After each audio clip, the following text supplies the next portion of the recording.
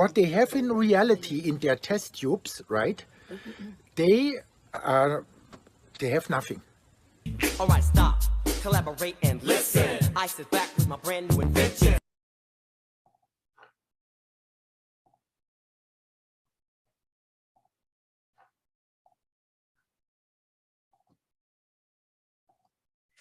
So that clip pretty much sums it up. That was from our friend, Dr. Sam Bailey, and our other good friend, Stefan Lenka. So on that note, so the reason I wanted to talk about this subject is there was a recent paper that was put out by Dr. Mercola. I don't know the name of the date of the paper. The title is Moderna patented key COVID spike protein sequence in 2016. A recent study claims to have discovered something that matches a modified mRNA sequence by Moderna in 2016, author Dr. Joseph Mercola. And again, I don't know the exact date of this. So let me pull this up so we can make sure we read it exactly.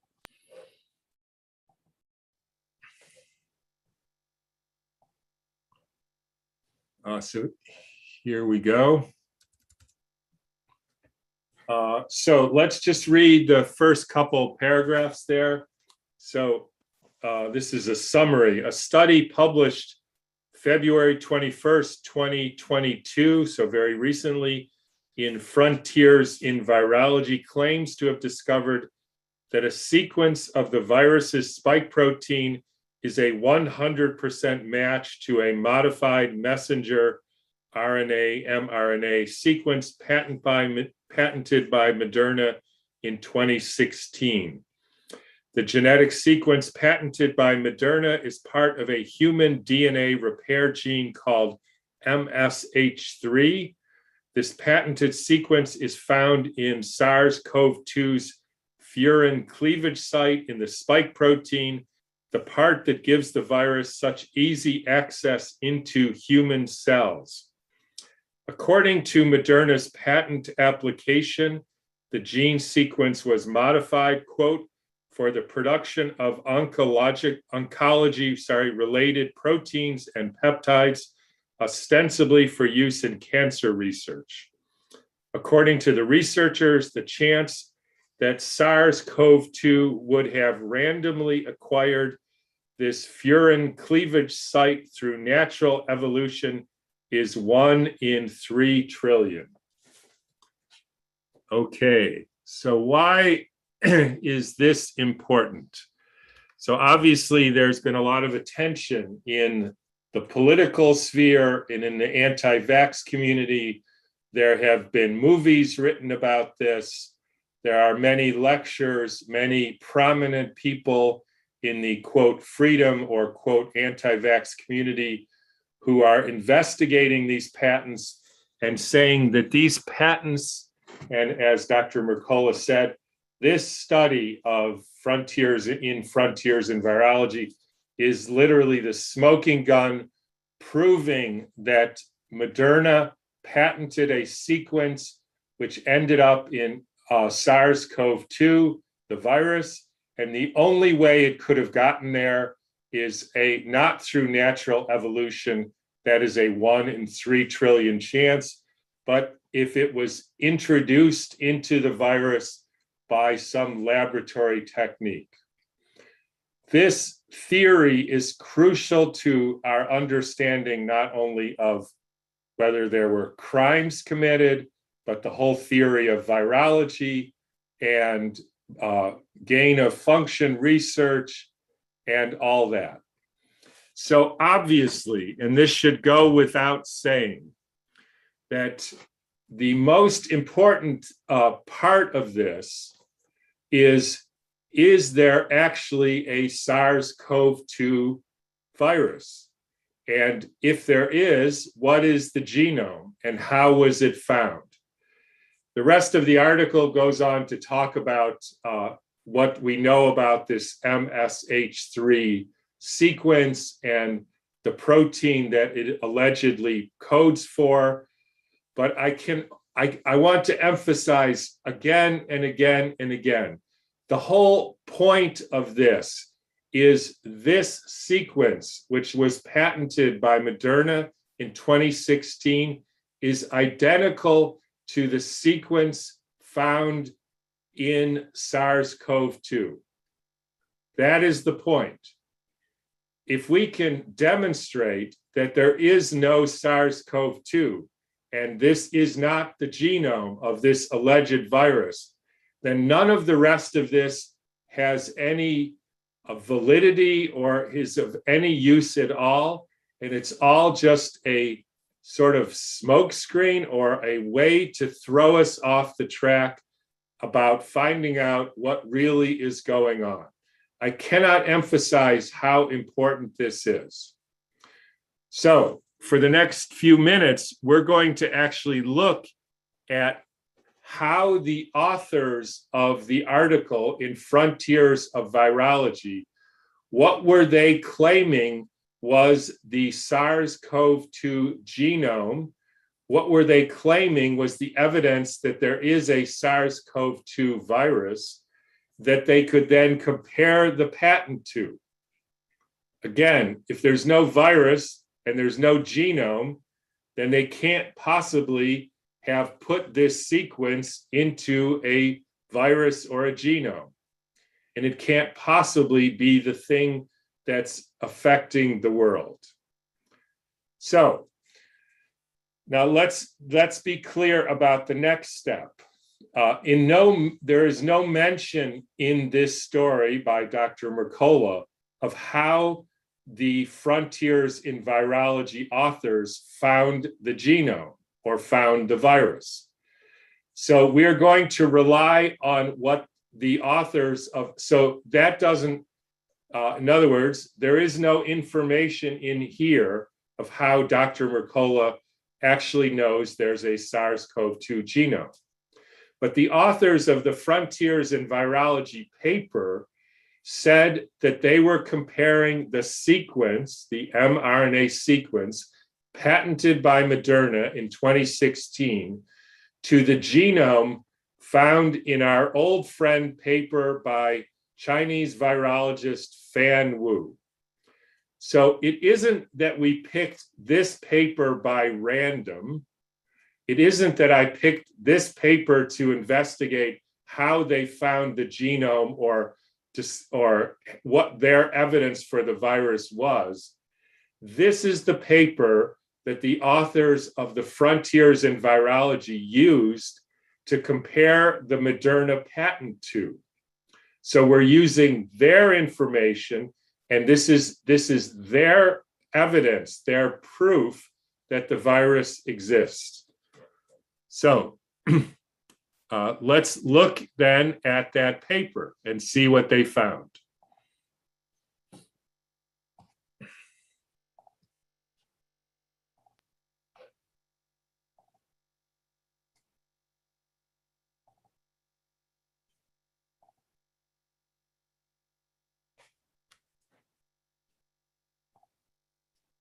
Okay. So this is about, did the paper by Fan Wu prove that the virus existed, the SARS-CoV-2 virus exists, and that this is the genome of the virus? Again, in order to say that the patented sequence matches 100% to the genome of the virus, obviously, you have to know that this is actually a virus. So this is an old friend. We've been through this many times, but let's see what they say. So here is the paper published in the prestigious journal, I believe, Nature, February 3rd, 2020. A new coronavirus associated with human respiratory disease in China. The lead author is named Fan Wu. So this is the paper, again, that was cited by the authors frontier in virology paper that is used as the reference genome. So how did they do it? So first we have a summary.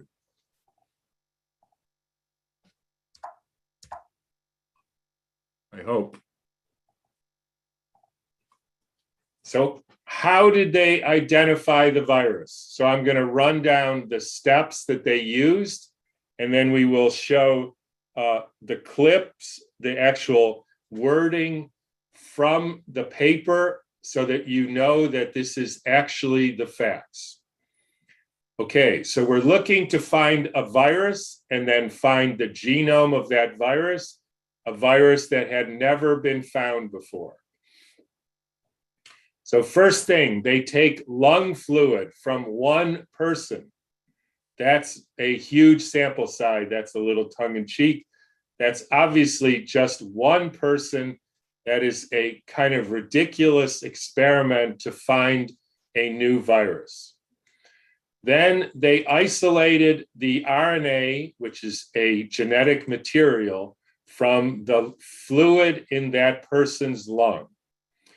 They did not attempt to purify any particles that they could say were a virus. They did not do any pictures of any virus. They did not do any maceration, filtration, ultracentrifugation to see if they had any such particles. None of that. They took RNA from the lung fluid, of which we have many possible sources. We have bacterial sources, fungal sources, human sources, possibly viral sources, exosome sources, multivesicular body sources, many sources of RNA. We have no idea the source of that RNA. Then they create what's called an mRNA library, which is a catalog of all of the RNA pieces that are in that lung fluid. This requires that they amplify these pieces of RNA with the process called RT-PCR.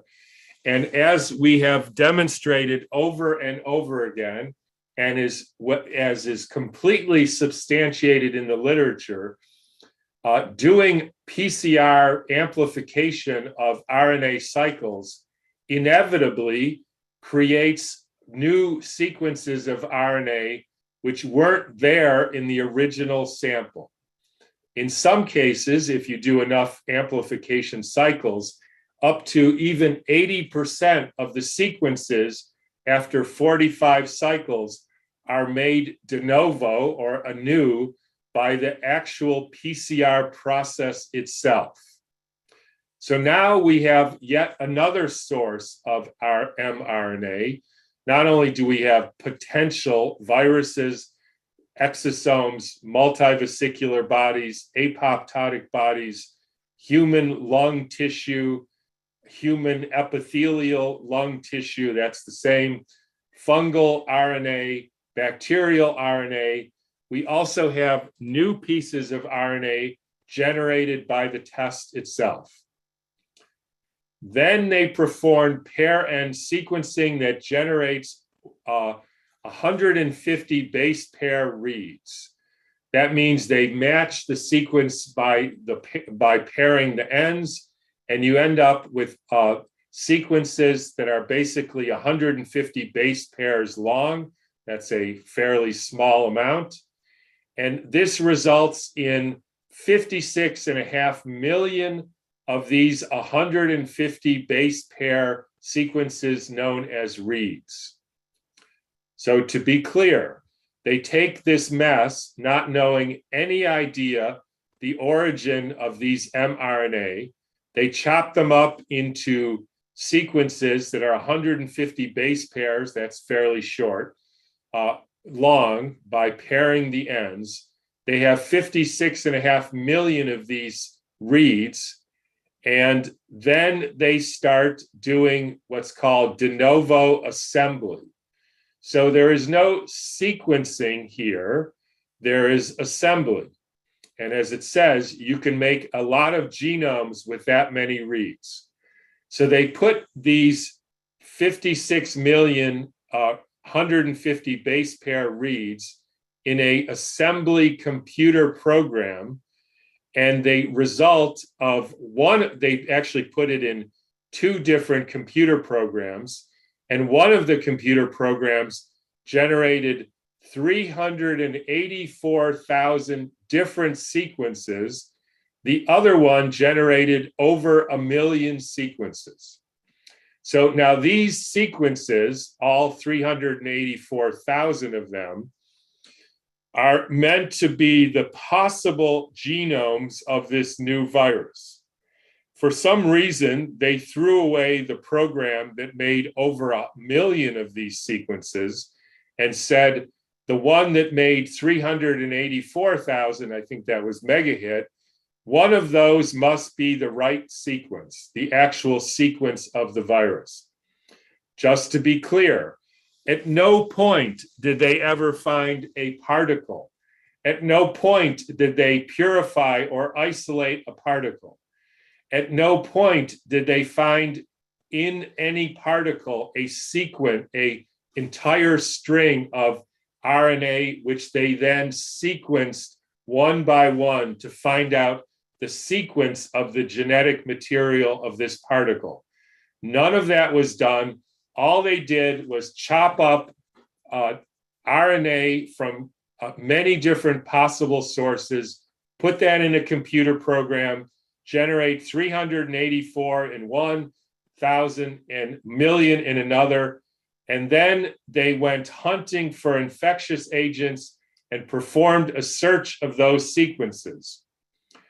The two longest sequences were a close match to a bat SARS-like coronavirus genome found 15 years ago or so that was made in exactly the same way, never having isolated or purified a particle, never having found an intact genome, never having sequenced the genome. They just did the same sort of assembly, no sequencing of RNA from God knows where. And this one, the longest one, was a 89% match to the previous SARS coronavirus that they did in the same way.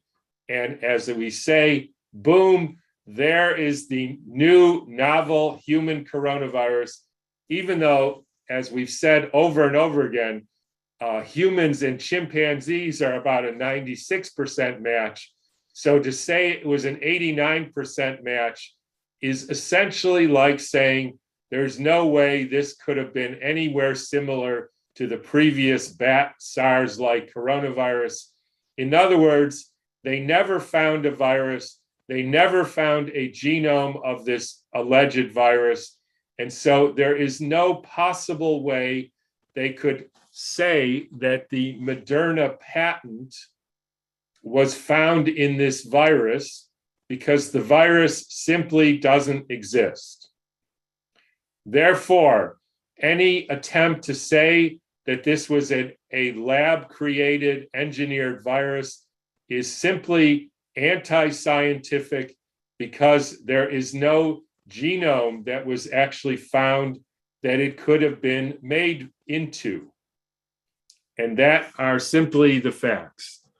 Now, I just want to say, I'm going to read from a pre-publication article from the Lancet Respiratory Magazine.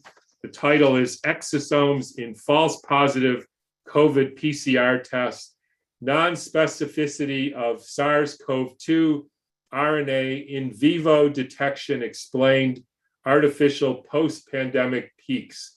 This is a manuscript draft, and I don't know when it will be published.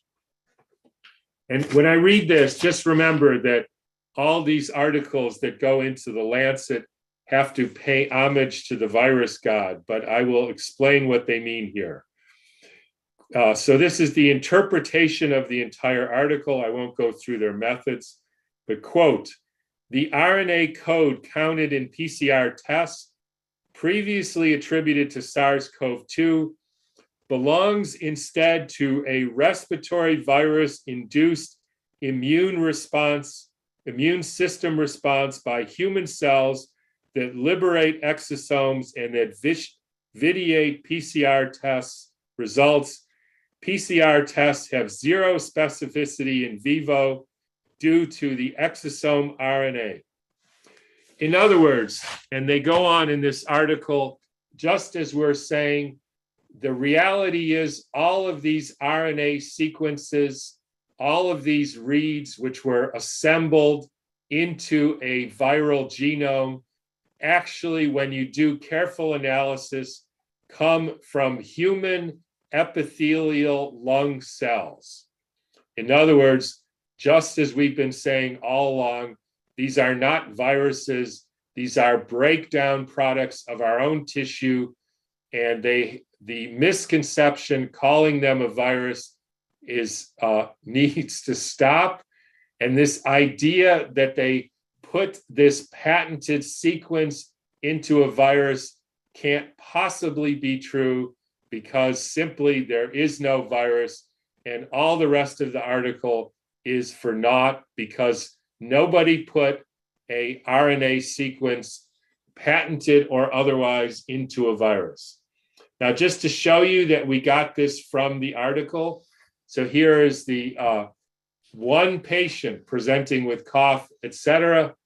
So that's the evidence that we were correct about the one patient. Here is the evidence that the paired end 150 base pair reads, sequencing of the RNA library was performed on this computer platform. So the sequencing yields reads of only 150 base pairs. The whole SARS-CoV-2 genome is supposed to be 330,000. That means they had to stitch it together using a computer program. This was an assembled genome out of little bits from God knows where. And here we see the quote, 56.5 million reads were assembled using Megahit and Trinity. Trinity, they got over 1 million. They generated a total of 384,000 contigs, that's sequences. Trinity generated 1.3 million. They didn't like those because they weren't long enough. They compared those with the database and compared and found that it was somewhat, although not really, similar to a previous bat coronavirus. So as he says, sequencing results in more than 56 million reads. How can you possibly differentiate what is from a potential virus from everything else? The answer is you can't.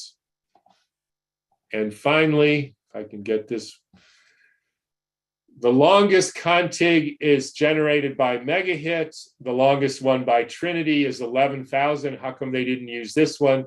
Both showed similarity to bat coronavirus. They were found at high abundance. It was only 89% similar. That means 11% didn't match. That is a huge amount. Then they just moved on to develop primers, all from this one assay without isolating anything and from one patient. And my friends, that is not science, that is propaganda, as is the entire story of a lab engineered virus. Now, the real issue here, and one of the reasons why this to me is so important, is if you go by this unscientific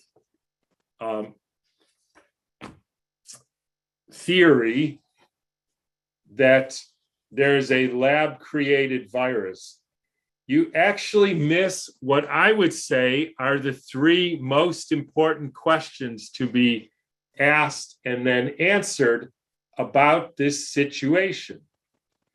And so now I'm talking, I would say, theory, whereas everything else was what I would call simply facts. So the question that should be asked, and it would be nice to have answers for, and which I don't have answers for, but I have some theories, is to me, the most interesting thing is, so we have this published genome fraudulent as it is, by a bunch of Chinese virologists, right? They come up with this fraudulent, irrational genome, and lo and behold, it matches a patent taken out by a company called Moderna in 2016. So I asked myself, how did they do that? How did they make, like, there's two theories, there's two ways of looking at this. One is they don't want that to happen, and so it was a mistake. But if we think, which I'm inclined to do, that they, meaning Moderna and other people, wanted this to happen so that they could throw people off and essentially create a kind of patsy out there, how did they do it? So I have three possible theories as to how they did it. Now, let me be clear. What I'm trying to figure out is these guys, Fan Wu and others, Chinese virologists, having, I don't think, any connection with Moderna, come up with a bogus anti-scientific genome, and for some unbelievable coincidence, let's say for now, it actually matches exactly one of the patented sequences from the Moderna patent of 4 years prior. How did that happen? So, possibility number one, it was dumb luck. They just made this sequence and it just so happened to match the Moderna patent. And frankly, I don't think that's actually the right answer. Second possibility, somebody from Moderna, or somebody, I don't know who, calls up Fan Wu and says, I want you to make a genome out of nothing, and I wanted to have this particular sequence in it, so someday people will find us out and say, you see, they genetically engineered this sequence. Got it? In other words, there was collusion between the patenters, that's Moderna, and Fan Wu and his team. Now, I got to tell you, I actually don't think that's true. I would actually love to find out if it is true, and if there is a phone call from Dr. Head of Moderna saying, you know, hey, Wu, would you put this sequence in there so that people will find out that it was a genetically engineered sequence. But I just don't think that happened. And then I came up with a third possibility, which is once I discovered all these people who are looking into all these patents, that there was at least 70 different patents taken out of different sequences of RNA that could end up in a genome.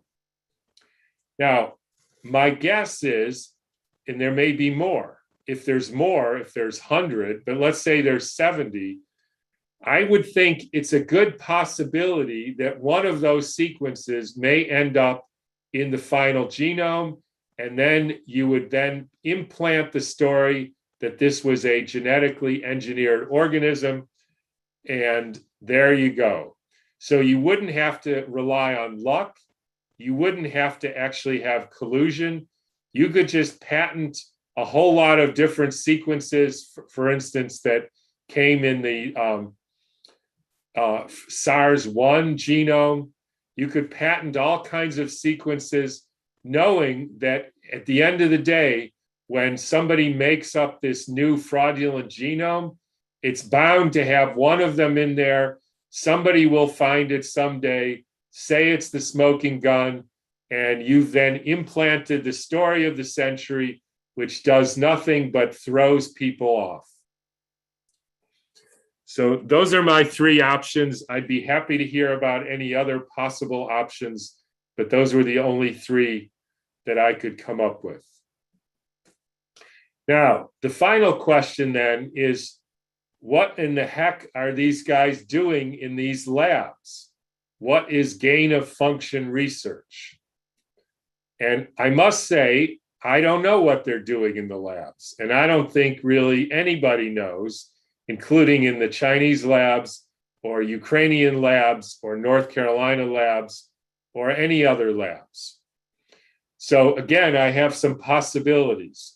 One is the following. Let me share my screen.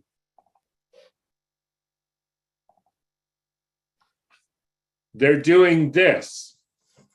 In other words, what the virologists do is they dress up in hazmat suits and they go onto their computer and start making sequences. And the hazmat suits are crucial because, as we all know, it's very possible for the sequences to jump from the computer into their eyes.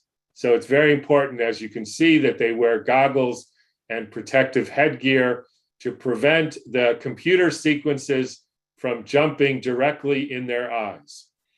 In other words, they may be just doing nothing, and it may be just a whole lot of hooey to get people to worry about things and to implant in their minds that there is this horrible engineered virus and we should all be scared of viruses, etc. So that's one possibility. Another one is they're making some sort of proteins or genetic material which can be injected into people. In other words, they're making toxins. And that is certainly possible. So those are the two main categories that I came up with. Either they're just doing nothing and they're just a front or a smoke screen, or they're actually making stuff which isn't good for people. And that gets into my final thing that I want to point out. And see if I can find it.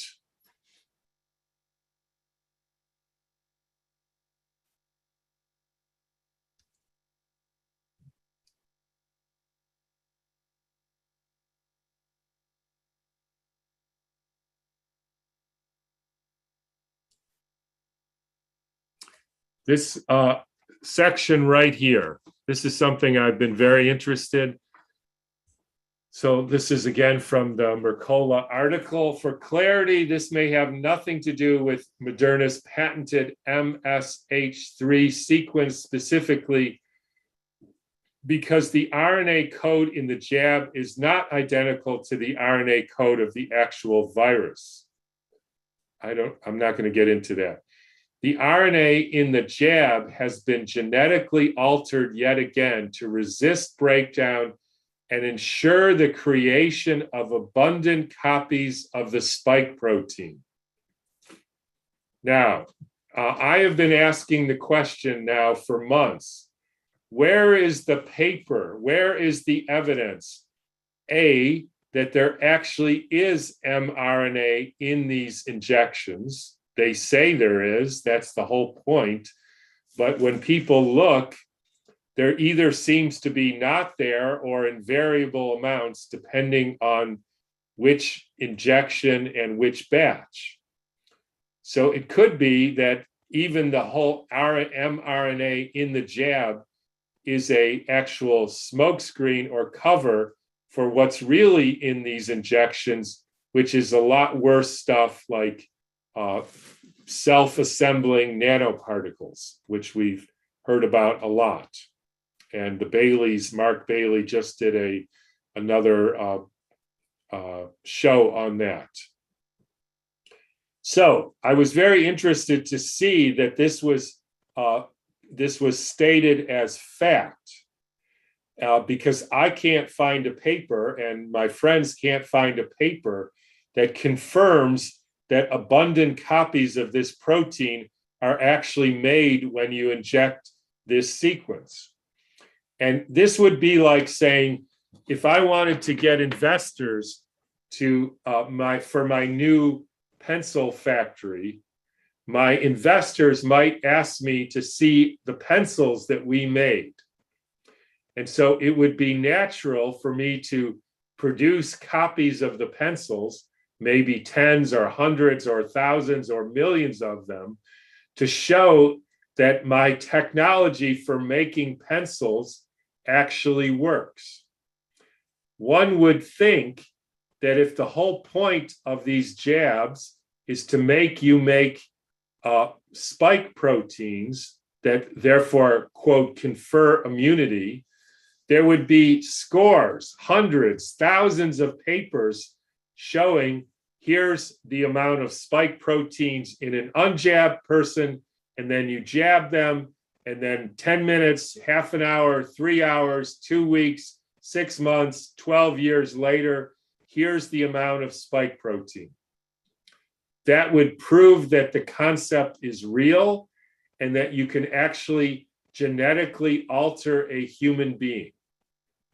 Because I have my doubts. So I'm looking for a reference to show this is true. And lo and behold, here is the reference, number 11. So where is the reference from? CBS News. Now, I would say, if it was from Fox or MSNBC, then I would be skeptical. But the fact that it's from CBS, that must mean it's true. And obviously, I'm kidding. Let's see the reference. If the whole point of this is to put RNA into injections, make you make a spike protein, which is allegedly from the virus, let's actually see that it works. And here's a quote saying there's at least 73 patents. My guess is one of them was bound to show up in the imaginary sequence. Bingo, we've got proof that it's there, that it was a genetically engineered virus. And the whole thing, hopefully you now see, comes crashing down like a house of cards if, as we showed, there was no virus genetically engineered or otherwise in the first place.